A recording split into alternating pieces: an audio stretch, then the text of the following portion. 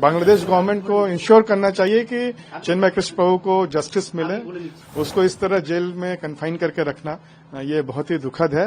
वो लोग जो कार्य कर रहे हैं उससे उनकी जो है दुर्गति होगी, क्योंकि उनके कर्म खराब बन रहे हैं। ये बहुत दुखद खबर है। हम जानते हैं कि पूरे विश्व की नजर इस हियरिंग पर थी और सभी लोग आशा कर रहे थे कि 9 वर्ष में चिन्मय कृष्ण प्रभु को मुक्ति मिलेगी, वो आजाद होंगे।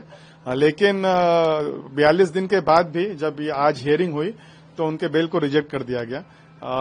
लेकिन एक पॉजिटिव खबर ये है कि एटलीस्ट आज उनके जो 10-11 लॉयर थे वो लोग उनके पक्ष में खड़े होकर कोर्ट में उनका पक्ष रख सके। हम यही आशा करते हैं। अभी हम लोग वेट कर रहे हैं कि वो डिटेल्ड ऑर्डर, उनका बेल क्यों रिजेक्ट हुआ है, उसका वेट किया जा रहा है। और बांग्लादेश गवर्नमेंट को इंश्योर करना चाहिए कि चिन्मय कृष्ण प्रभु को जस्टिस मिले। तो ये जो खबर आई है बहुत ही दुखद है आज। ये तो एक्चुअली डिटेल्ड ऑर्डर देखने के बाद ही पता चलेगा कि किस ग्राउंड पर उनके बेल को रिजेक्ट किया गया है। लेकिन पूरा विश्व की नजर इस पर थी। हम जानते हैं कि किस तरह ब्रिटिश पार्लियामेंट से लेकर अमेरिकन पॉलिटिशियंस भी इस विषय पर चर्चा कर रहे थे और सभी लोग चिन्मय कृष्ण दास के अरेस्ट को लेकर बहुत चिंतित थे। और एक ब्रह्मचारी जो लास्ट 40-42 दिन से जेल में है, एक साधु जिसकी तबीयत भी ठीक नहीं है, ये सुनने में आ रहा है, क्योंकि तबीयत ठीक नहीं है, उसको इस तरह जेल में कन्फाइन करके रखना ये बहुत ही दुखद है। और हम सब जानते हैं कि चिन्मय कृष्ण प्रभु पूरे जो माइनॉरिटीज है बांग्लादेश के, उनके वो चेहरे बन गए थे और चेहरे बने हुए हैं और पूरे जो माइनॉरिटीज उनको एक आशा की किरण की तरह देखते हैं, क्योंकि उनकी आवाज को वो रिप्रेजेंट करते हैं।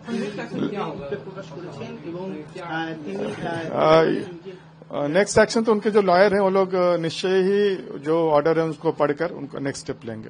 हमारे ग्रंथों में सबसे पहला सिद्धांत है अगला जीवन होता है। पिछला भी जीवन था, पिछले जीवन के अनुसार हमें जो है इस जीवन में मिलते हैं, कुछ कष्ट मिलते हैं, तकलीफें मिलती हैं या सुविधाएं मिलती हैं, और इस जीवन के जो कर्मों के अनुसार अगला जीवन मिलेगा। तो वो लोग जो कार्य कर रहे हैं उससे उनकी जो है दुर्गति होगी, क्योंकि उनके कर्म खराब बन रहे हैं। तो हम तो सबको जो है आंखें खोलना चाहते हैं कि आप आंखें खोल करके देखो, आप पशुओं की हत्या कर रहे हो या मनुष्यों की हत्या कर रहे हो।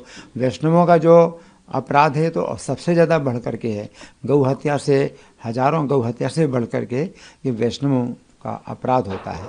तो हम तो यही जो है शिक्षा देते हैं, आंखें खोलना चाहते हैं।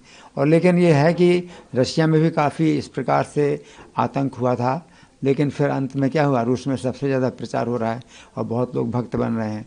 तो इससे हम आशा करते हैं कि आगे चल कर के जो बांग्लादेश है तो वहाँ पर भी जो आसुरी शक्तियाँ हैं उनका जो है पराभव होगा, वो पराजित होंगे और जो श्री कृष्ण संकीर्तन आंदोलन की विजय होगी।